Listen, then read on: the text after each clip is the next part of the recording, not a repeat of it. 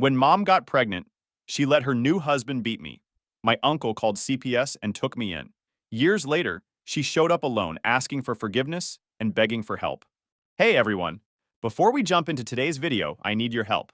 We've noticed the channel is losing some traction, and subscribing is one of the best ways you can support us. It's quick, free, and it helps us keep bringing you awesome content. Your support means the world. Let's keep this channel growing together. Thanks so much. Now let's start the video. Hey Reddit, been hesitating to share this. Not a writer, so bear with me if I stumble explaining some things. Mom ruined our family when she cheated with some guy from her church. Eventually, I got stuck living with her and her new husband, who treated me like garbage and beat me. When I finally told my uncle, he called CPS and took me in. After years of silence, Mom shows up saying she lost everything and wants to be family again. Let me take you back to where it started. I, 26 male, had a decent life with my family. Dad worked at Ford Dearborn as a machinist. We lived in this cookie-cutter ranch house. 3 bedrooms, 2-car garage. Not fancy, but Dad had it paid off by the time I turned 10. The man was old school in every way possible. Fixed everything himself because paying someone else was throwing money away on stuff you can learn from YouTube. Our garage looked like a craftsman catalog. Every tool organized by size, labeled, hanging on a pegboard like it was some kind of shrine. He'd rather spend his entire Saturday morning figuring out why the garbage disposal was making that grinding noise than shell out $75 for a plumber to swap out a bearing in 20 minutes. I'd be his assistant, holding flashlights and handing him tools while he explained what each part did. See this here, Jace? My name is Jason, but he used to call me Jace. He'd be pointing to some random component with his roughened finger. This little bastard costs $3 at the hardware store. But if you call a repair guy, he's gonna charge you $150 just to walk through the door. Dad was built like most factory guys. Thick shoulders from years of heavy lifting, hands that were permanently stained with machine oil no matter how much Gojo he used. Wore the same style clothes every day. Work pants, polo shirt, steel-toed boots that he'd replace exactly every 18 months whether they needed it or not. Mom taught 3rd grade at Roosevelt Elementary. She'd grade papers at the kitchen table after dinner, while Dad watched whatever game was on. They'd have these comfortable conversations where she'd tell him about some kid's parents, or complain about new district policies, and he'd grunt responses during commercial breaks. I played Little League every summer at the community center down the road. Dad never missed a game, even when he was pulling double shifts. He'd show up still wearing his work clothes, sit in those uncomfortable aluminum bleachers, and yell encouragement.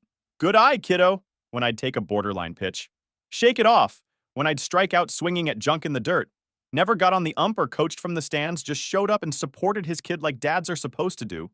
Still miss him so much. The only thing that should have raised questions was how Mom would sometimes get this distant look during family time. I'd catch her staring out the kitchen window while washing dishes. Or she'd zone out during dinner conversations. Dad would be telling some story and Mom would just nod along without really listening. When Dad would notice and ask what she was thinking about, she'd always snap back with, "Nothing, just tired," and change the subject to something about my school or her classroom. But what did I know? I was 11 years old. My biggest concerns were whether I'd make the All-Star team and if Mom would let me stay up late to watch Friday night baseball on TV. Everything started going sideways right after I turned 12. Mom began working late more often. Started small with believable stuff, parent conferences that ran long, after-school programs that needed extra planning, staying late to decorate bulletin boards for the next month's themes. Dad bought it completely because he trusted her, like you trust gravity. Why wouldn't he? She'd been rock-solid reliable for 16 years. The first thing that should have raised red flags was when she joined this new church. Not our regular Methodist place where we'd been going since I was little, the kind of church where everyone's over 60, the pastor wears robes, and the most exciting thing that happens is when Mrs. Henderson plays piano slightly faster than usual. This new place was across town. Mom said she needed more spiritual growth than our old church could provide. Started going to their Saturday evening service instead of Sunday morning with Dad and me. Said the modern approach helped her connect with God in ways that traditional worship couldn't. Within a month, she'd signed up for everything they offered. Tuesday night book club, Thursday evening women's ministry, Saturday morning volunteer work for community service projects. Always something keeping her busy and out of the house 3 nights a week. Dad didn't think anything of it. From his perspective, his wife was getting more involved in church activities, making new friends, growing spiritually. What husband's gonna complain about that? If anything, he was probably relieved that she'd found something to channel that restless energy she'd been showing lately. She'd drag me along sometimes when Dad was working Saturday overtime. That's where I first met Edward Morrison. Guy was impossible to miss. Tall, confident, dressed like he'd stepped out of a Men's Warehouse catalog. Always seemed to be in the center of whatever conversation was happening. Had this way of making everyone around him feel like they were part of something important. He taught Sunday school for the high school kids and organized most of the church's charity drives. Married to Linda, a quiet blonde woman who always looked slightly overwhelmed by her husband's social energy. They had 2 kids, Tommy, who was about 13, and Sarah, who was maybe 10. When Mom introduced us, Edward gave me this big smile and firm handshake like I was an adult instead of a 12-year-old kid. Asked about my baseball season, seemed genuinely interested in my answers, made me feel like I was the most important person in the room while we talked. "Your mom tells me you're quite the athlete," he said. "I used to play a little ball myself back in high school. Maybe we could throw sometime if you're interested."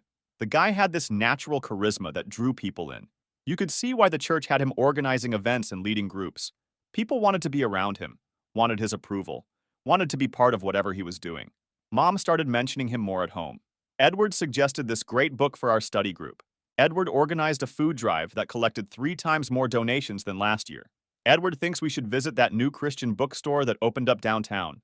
Always Edward this, Edward that. But Dad didn't seem bothered by it. Why would he be? His wife was making friends at church, getting involved in community service, talking about spiritual growth. From a husband's perspective, these were all good things. But I started noticing changes in Mom that were harder to explain. She'd spend extra time getting ready for church events, trying on different outfits, paying more attention to her hair and makeup than she'd ever bothered with for regular Sunday service, or even date nights with Dad. She'd come home from Tuesday book club meetings energized in a way I hadn't seen before, talking excitedly about whatever topic they'd discussed, but when Dad would ask for details, her answers stayed vague. "We had such a deep discussion about forgiveness tonight," she'd say, really examining what it means to let go of past hurts and embrace new possibilities. The house phone started ringing more often, too. Mom would answer it in the kitchen, then walk into her bedroom and close the door for privacy. When I asked who kept calling, she'd say it was someone from church planning events or coordinating volunteer schedules. "Just church stuff," became her standard answer. "You know how many details go into organizing these community service projects." Dad's work schedule got heavier that fall. Ford was retooling for the next model year, which meant mandatory overtime and some weekend shifts. Great money for our household budget, but it left Mom and me alone more often. She seemed restless during those times, always finding projects to keep herself busy or errands that needed running. That's when she started password protecting her phone. This was huge, even though nobody made a big deal about it at the time. Dad and Mom had always shared everything. They knew each other's email passwords, used each other's phones interchangeably, had complete financial transparency. Total open book marriage where privacy meant closing the bathroom door, not hiding your communications. So when Mom suddenly got protective about her messages and started carrying her phone everywhere instead of leaving it on the kitchen counter, it should have been a massive red flag. But Dad was busy pulling doubles at the plant, and I was 12 years old thinking about baseball tryouts and video games. The Tuesday night book club became sacred. Mom would shower and change into nicer clothes than she wore to teach 3rd grade, grab her purse and Bible, and head out by 7. Sometimes she wouldn't get home until after 10:30, which seemed like an incredibly long time to discuss one chapter of whatever Christian living book they were reading. When I asked what they talked about for 3.5 hours, she'd give these vague answers about really connecting with the other women and diving deep into spiritual topics that require time to explore properly. But she never mentioned specific names or shared funny stories the way she used to after church events. Before, she'd come home from the women's ministry laughing about something Mrs. Smith said or complained about how disorganized the craft project had been. Now she just seemed different, energized but secretive. Dad started handling more household responsibilities without being asked, making dinner when Mom was at church activities, helping me with homework, throwing laundry in on weekends when she was volunteering. He never complained about it, just stepped up and handled whatever needed handling. But you could see the strain building, especially when overtime became mandatory and he was working 60-hour weeks. He'd come home exhausted from a 10-hour shift to find Mom gone at another church meeting, then have to figure out dinner and help with my math homework before collapsing on the couch. The man was getting worn down, even though he'd never admit it or make Mom feel guilty about her church involvement. That wasn't his style. He just put his head down and handled business. Same way he approached everything else in life. Looking back, I think Mom was already emotionally checked out of our family. She went through the motions, cooked dinner, helped with homework, asked about our days, but her heart wasn't in it anymore. She was physically present but mentally somewhere else, probably thinking about Tuesday night book club and whatever spiritual connections she was making there. The breaking point was coming, but none of us saw it until it was too late.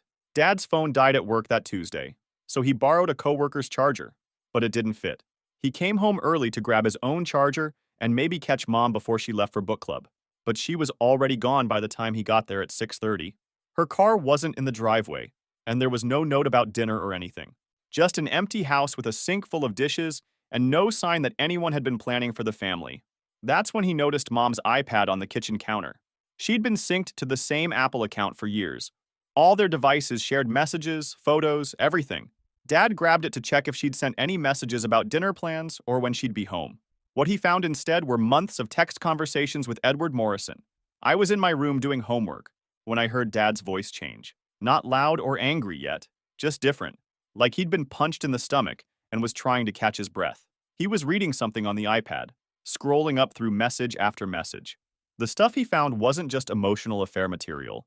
These were explicit messages. Edward describing what he wanted to do to Mom. Mom responding with details about what she was wearing under her church clothes. Other stuff no married woman should ever send another man. Dad was still sitting at the kitchen table reading when Mom got home around 10:15.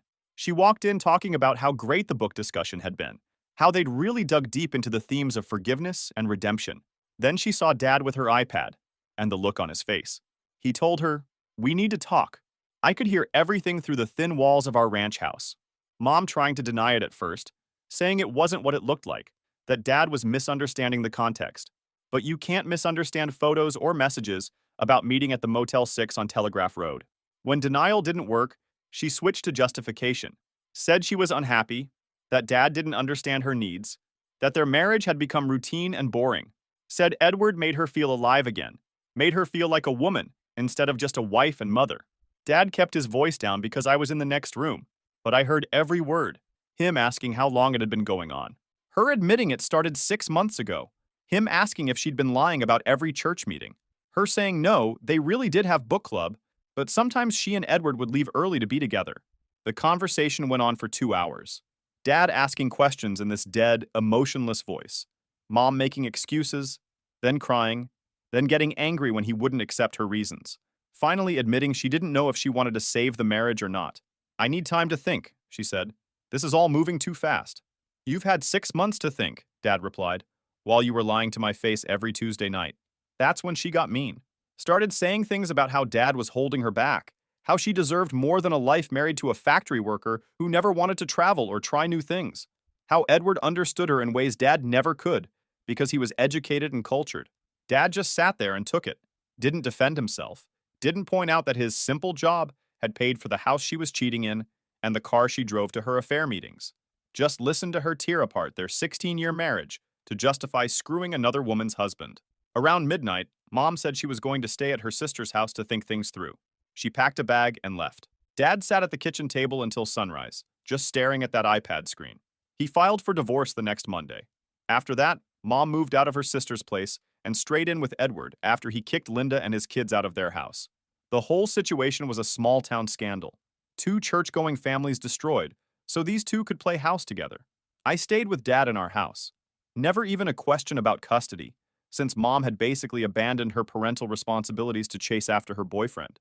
She'd show up occasionally to grab more clothes or pick up mail, but you could tell her heart wasn't in being a mother anymore. Dad tried to keep things normal for me. Still came to my baseball games, helped with homework, made sure I had clean clothes for school. But the man was falling apart in ways that went deeper than just missing Mom. He'd lost 20 pounds in 2 months, was working every available overtime shift to keep up with the mortgage on his own, and had started having chest pains that he kept brushing off as stress. The house felt empty without Mom's constant chatter and activity. His friends from the plant would stop by sometimes. Guys he'd worked with for 15 years who knew what he was going through. They'd bring casseroles their wives had made, or they'd just sit in the garage and work on Dad's old Camaro without talking much. Money became a real problem. Dad's wages were decent for supporting a single guy, but carrying a mortgage and all the household expenses that Mom's teacher salary used to cover was brutal. He was picking up double shifts whenever possible, which meant I barely saw him except at breakfast. Their divorce proceedings dragged on for 8 months. The final settlement gave Dad the house, his retirement account, and primary custody of me. Mom got her car, half the savings account, what little was left after legal fees, and child support set at $350 a month. No alimony, thanks to the adultery evidence. Mom fought the child support amount tooth and nail, claimed Dad's overtime income was inflated and wouldn't continue long term, argued that her teaching salary was modest and she needed every dollar to establish her new household with Edward. The judge wasn't sympathetic, pointed out that Mom had made a choice to break up her family and move in with a man who made decent money as a water treatment supervisor. If money was tight, maybe she should have thought about that before cheating on her husband.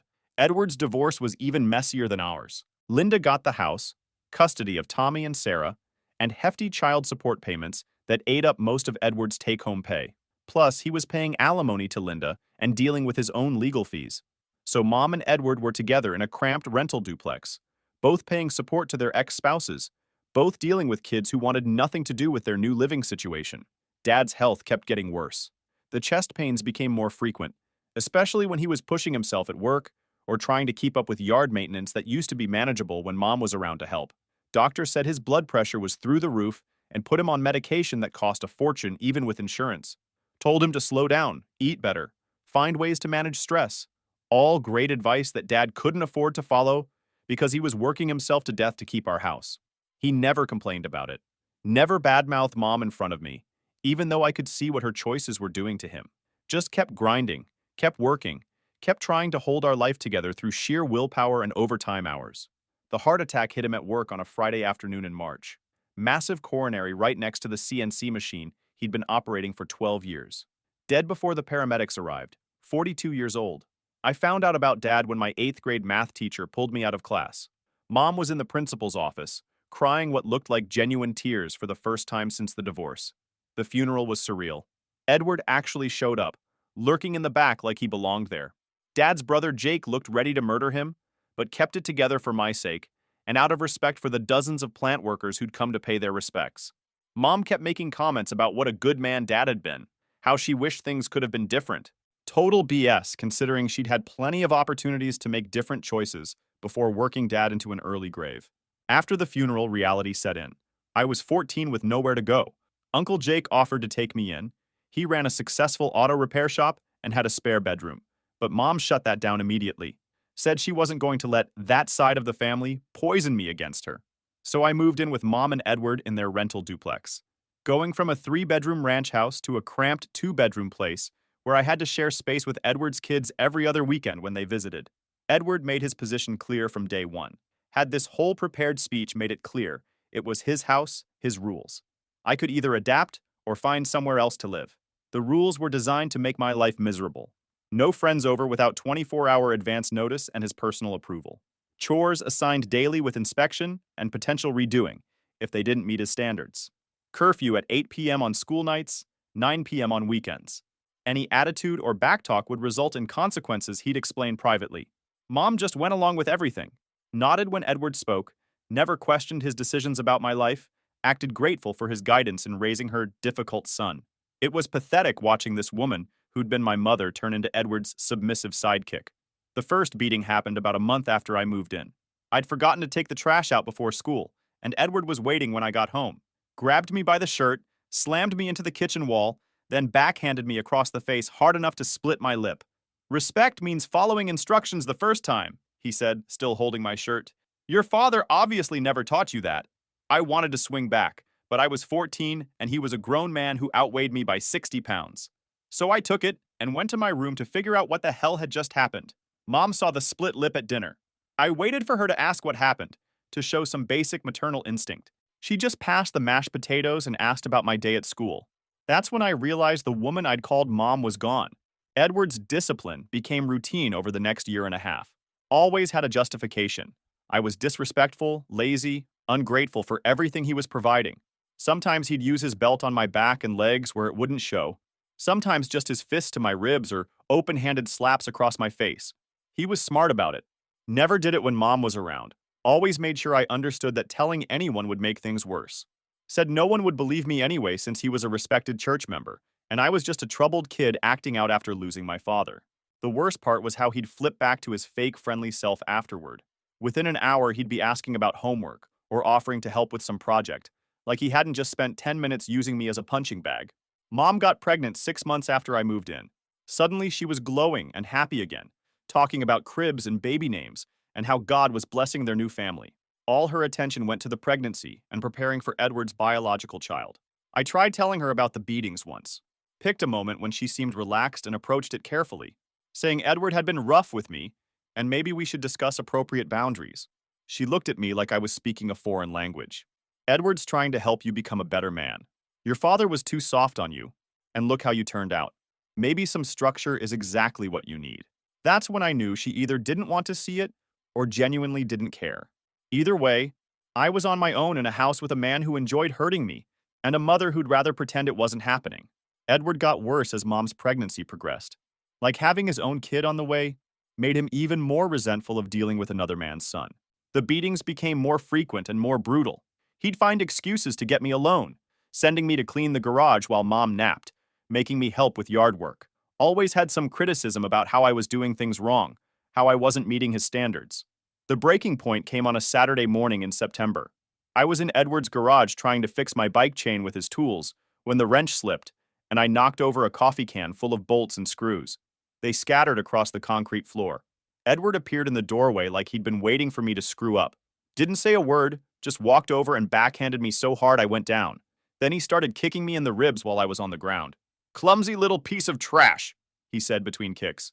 "Just like your worthless father who couldn't even stick around to raise his own kid." That's when Mom walked in. She'd come to tell Edward that lunch was ready, but stopped when she saw me curled up on the garage floor, trying to protect myself from his work boots.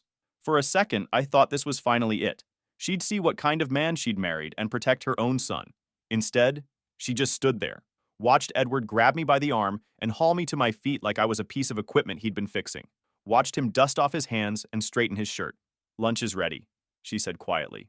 No questions about why I was on the ground. No concern about the blood on my face or the way I was holding my ribs. Just stood there and watched her husband beat her son, then invited him to eat. I went to my room instead of the kitchen, sat on my bed feeling something cold settle in my chest. Not anger anymore. Anger was hot and made you want to do stupid things. This was clarity. Remember Uncle Jake? He'd given his number to me at Dad's funeral, told me to call if I ever needed anything. So I pulled out my phone and scrolled to the number and called. Jake answered on the second ring. "Hey kiddo, what's up?" I told him everything. The beatings, the garage incident, how Mom had just stood there and watched. I thought I'd be crying or yelling, but instead I sounded like I was giving a police report. Jake was quiet for a long time after I finished. Then, "I'm calling CPS right now. Don't do anything to provoke that piece of garbage until they get there. Just lay low and stay out of his way." The CPS worker showed up 3 hours later. Mrs. Patterson looked like she'd seen everything and wasn't easily shocked. Asked me to show her any marks Edward had left. I pulled up my shirt and showed her the fresh bruises on my ribs, the fingerprint marks on my arm where he'd grabbed me, older bruises that were fading yellow around the edges. She took pictures with a digital camera and wrote everything down in her notebook. When she asked to speak with Mom and Edward, that's when the real show started. Mom came completely unglued, started screaming at me in front of the CPS worker, calling me a liar and saying I was making everything up for attention because I couldn't handle her being happy with someone new. "He's been acting out ever since his father died," she told Mrs. Patterson. "Edward's been trying to help him, trying to give him structure and discipline, and this is how he acts." Edward played his part perfectly. All concerned, stepfather worried about a troubled boy who needed guidance. Said he'd never laid a hand on me inappropriately, that I was probably getting into fights at school and blaming him to avoid consequences. But I had those bruises, fresh ones from that morning, older ones in various stages of healing. Mrs. Patterson had her camera and her training, and she could see what Mom was choosing to ignore. The emergency custody transfer came through within a week. I was going to live with Uncle Jake while they conducted a full investigation. That's when Mom really lost it. Screamed that I was destroying her family, ruining her marriage, traumatizing her unborn baby with all this drama. Like I was the problem, not the man who'd been using me as a punching bag for 18 months. "You're just like your father," she said, standing in the doorway while Jake loaded my stuff into his truck. "Selfish and destructive. You can't stand to see me happy." I looked at her one last time. This woman who'd chosen an abuser over her own son, who'd watched him beat me and said nothing, who was more worried about her reputation than her child's safety. "Yes," I said. "I'm exactly like Dad. He would have protected me too." Jake put his hand on my shoulder and guided me to the truck. I didn't look back. Living with Uncle Jake changed everything. He owned a small auto repair shop, built it from nothing after getting out of the army and learning the trade. The place was clean, organized, and busy, the kind of business that survives because the owner gives a damn about quality work. He never tried to replace Dad, but he filled the gap in his own way. Started teaching me the trade from the ground up. Oil changes first, then working up to brake jobs and engine diagnostics. Taught me how to use tools properly, how to talk to customers, how to handle money and build credit. More importantly, he taught me things Dad never got the chance to. How to throw a punch properly, how to spot people who weren't worth my time, how to stand up for myself without being stupid about it. I remember 2 months after I moved in, I got into a fight at school. Some kid made a comment about me being a foster case and a bastard nobody wanted. I broke his nose. Principal called Jake in, expecting the typical parental apology tour. Jake sat there in his work clothes, still had grease under his fingernails, listening to the principal talk about zero-tolerance policies. When the guy finished, Jake just nodded. "You done?" The principal blinked. "Excuse me? Jason, did this kid say what you told me he said?" I nodded. Jake stood up. "Then we're good. He won't do it again." Looked at the principal. "Jason defends himself. That's what men do.